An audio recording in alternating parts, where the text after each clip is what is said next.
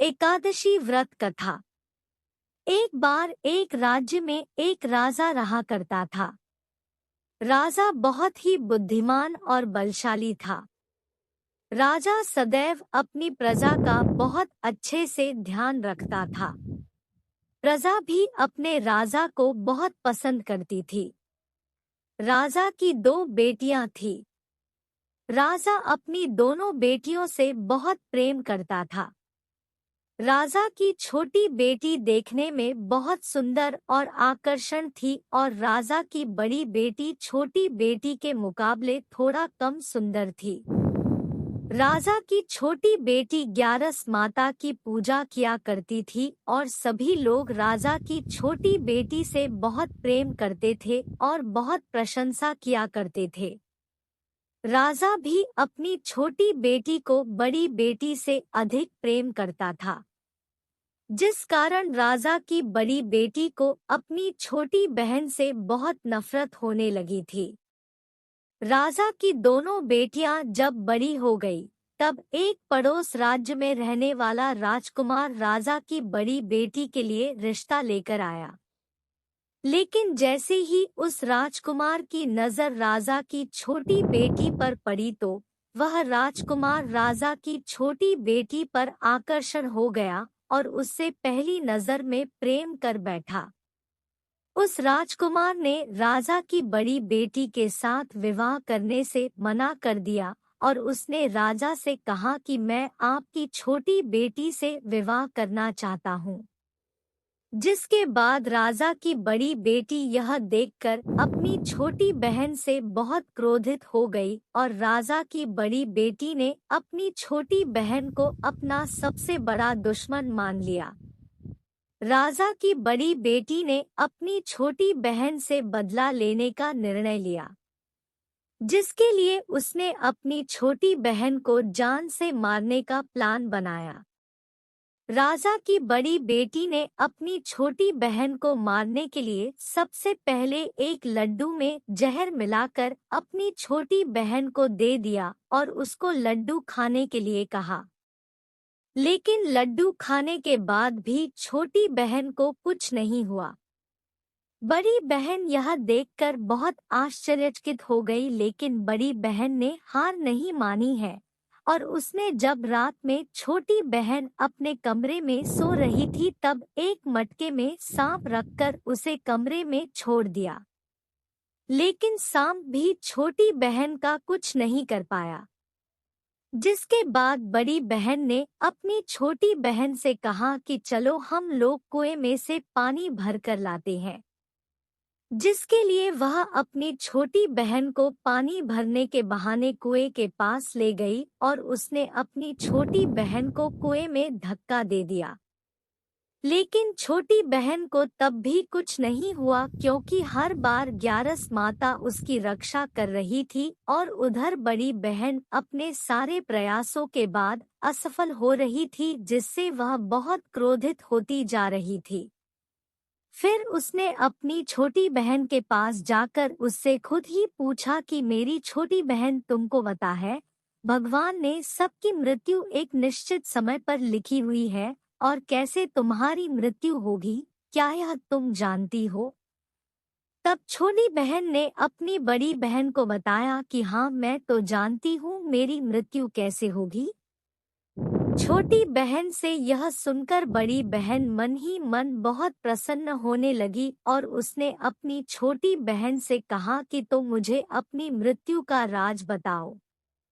छोटी बहन ने अपनी बड़ी बहन से कहा कि मेरी मृत्यु तो एक तोते में है, जो तोते के गले में एक हार है, उससे मेरी मृत्यु होगी। जब तक कोई भी व्यक्ति तोते को मार कर वह हार अपने गले में पहनेगा तो मैं मूर्छित हो जाऊंगी और जैसे ही उस हार को अपने गले से उतारेगा तो मैं वापस से जीवित हो जाऊंगी। अपनी छोटी बहन की मृत्यु का राज जानकर बड़ी बहन बहुत ही खुश हो गई और उसने अपनी छोटी बहन को मारने के लिए उसके पालतू तोते को ढूंढना शुरू कर दिया और छोटी बहन को इस बात का आभास हो गया था कि कोई उसकी जान लेना चाहता है। जिसके लिए वह अपने पिताजी के पास गई और उसने अपने पिताजी से कहा कि पिताजी, मेरी मृत्यु के बाद आप मुझे जलाइएगा मत, बल्कि आप मुझे अपनी पुरानी वाली हवेली में एक पलंग में लिटा कर छोड़ दीजिएगा।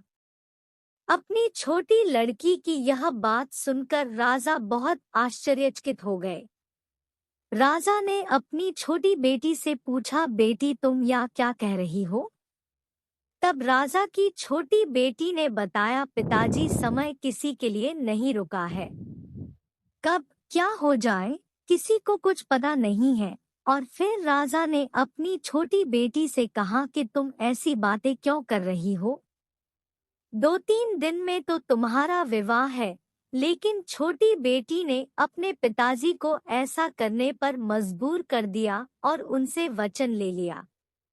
राजा ने भी अपनी छोटी बेटी की बात स्वीकार कर ली और 2-3 दिनों के बाद जब शादी का समय आया तब राजकुमार बारात लेकर राजा के घर आया और राजकुमार और राजा की छोटी बेटी का विवाह शुरू हो गया।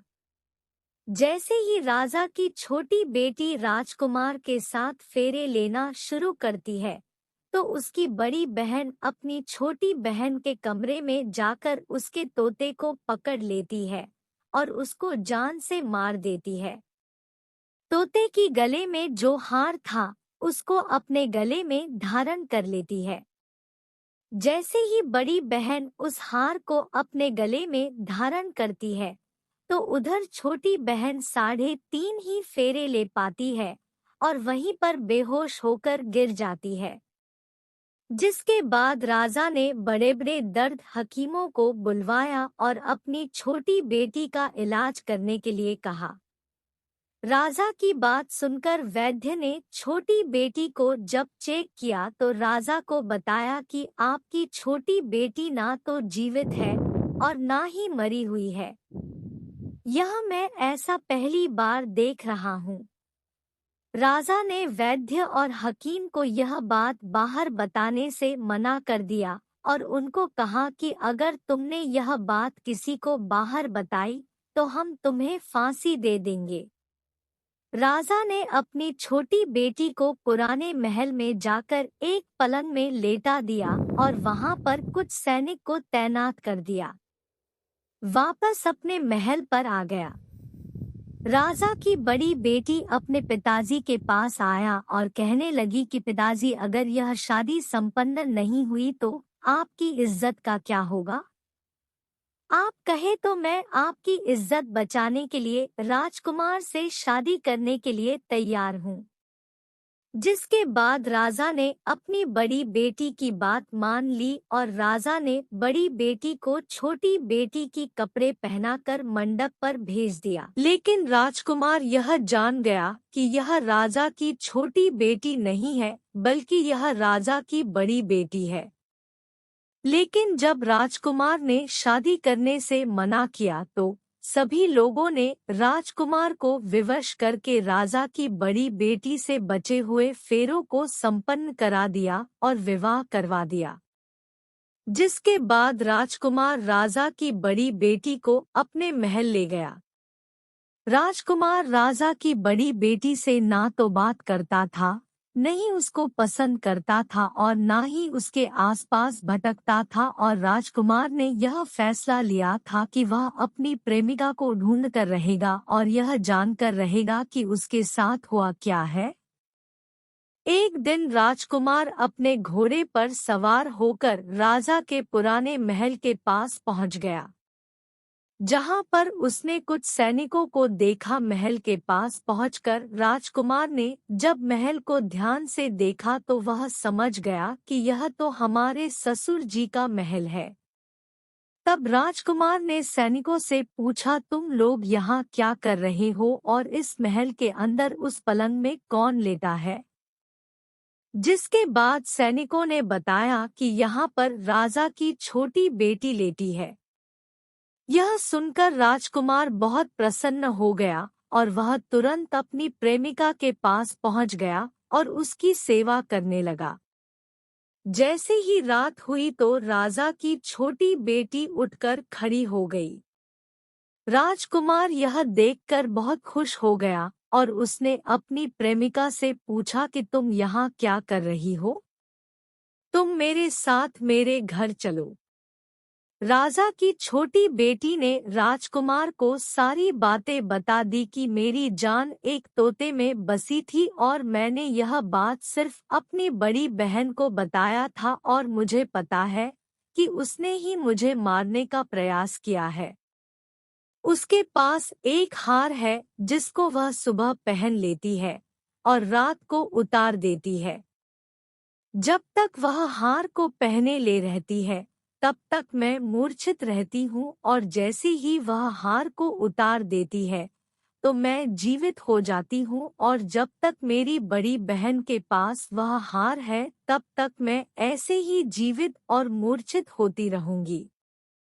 अगर मेरी बड़ी बहन के पास जो हारा वह मेरे हाथ में लग जाए तो मैं हमेशा के लिए जीवित हो जाऊंगी। राजकुमार यह बात सुनकर राजा की छोटी बेटी के पास रहने का निर्णय ले लिया और उसने अपने बचे हुए सारे फेरे उस पलंग में लेटी राजकुमार की छोटी बेटी के साथ ले लिए और अपना विवाह पूर्ण कर लिया और वहीं पर ही रहने लगा। देखते ही देखते कुछ समय में राजा की छोटी बेटी और राजकुमार की पत्नी पेट से हो गई। एक दिन राजकुमार को किसी काम से बाहर जाना पड़ा, तब छोटी बहन के पेट में बहुत तेज से दर्द होने लगा। जिसके बाद उसने ग्यारस माता का आवाहन किया, जिसके बाद वहां पर ग्यारस माता प्रकट हुई और उन्होंने अपनी भक्तों के दर्द को दूर किया और एक पुत्र की प्राप्ति करवाई और वहीं पर अचानक से राजकुमार भी आ गया।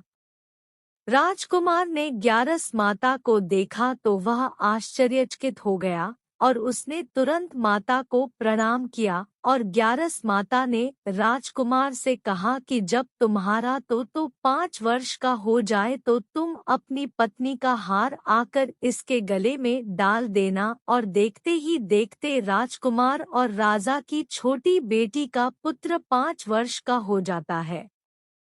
तो राजकुमार अपने बेटे से कहता है कि बेटा, मैं कुछ काम से बाहर जा रहा हूँ, तुम अपनी माता का ध्यान रखना, और वहां से चला जाता है। राजा को बाहर निकलता देख बड़ी बहन के सैनिक देख लेते हैं और बड़ी बहन को जाकर सारी बातें बता देते हैं। जिसके बाद बड़ी बहन अपनी छोटी बहन के पुत्र को वहां से उठवा लेती है और उसको मरवा देती है। छोटी बेटी के पुत्र के 2 टुकड़े करवा देती है। पहला टुकड़ा चक्की के पास छुपा देती है और दूसरा टुकड़ा अपनी पलंग के नीचे रख लेती है। अब ग्यारस माता भिखारी का रूप लेकर आते हैं। एक भिखारी का रूप रखकर बड़ी बहन के पास चली जाती है, जिसके बाद वहां पर भिक्षा मांगने लगती है। बड़ी बहन अपने नौकरों से कहती है कि जाकर भिक्षा दे दो, लेकिन जैसे ही नौकर ग्यारस माता को भिक्षा देने के लिए आते हैं तो माता उन्हें मना कर देती है और कहती है कि मैं तुम्हारी महारानी से ही भिक्षा लूंगी। जिसके बाद बड़ी बहन स्वयं ही भिक्षा देने के लिए माता के पास आती है। तब माता एक बिल्ली का रूप लेकर उसके कमरे में चली जाती है और वहां पर छोटी बेटी के पुत्र कोई 2 टुकड़े को आपस में जोड़ देती है और उसे जीवित कर देती है। उसे वहां से ले जाती है। राजकुमार अपने बेटे को लेकर अपनी पत्नी के पास जाता है और उसे कहता है कि तुम इसका ध्यान रखना। अगर तुम इस बच्चे का अच्छे से ध्यान रखोगी तो मैं तुमसे बात करूंगा। एक दिन राजकुमार अपने बच्चे से कहता है कि तुम मम्मी से उनके गले का हार मांग लो। जिसके बाद राजकुमार का लड़का अपनी मम्मी के पास जाता है और कहता है कि मम्मी, मुझे तुम्हारा हार चाहिए जो तुमने गले में पहन रखा है।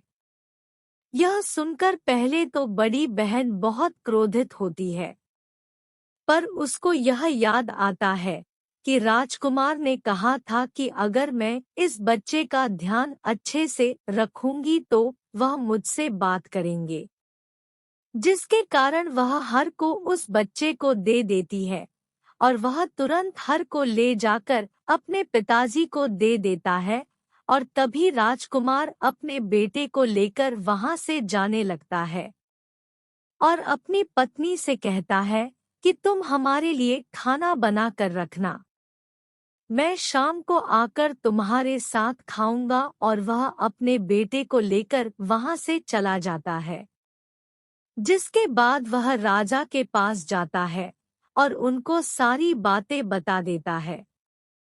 राजा अपनी बड़ी बेटी की यह करतूत सुनकर बहुत क्रोधित होते हैं और अपनी परवरिश पर ही दोष देने लगते हैं और राजकुमार को अपनी छोटी बेटी के साथ रहने के लिए आदेश दे दिया।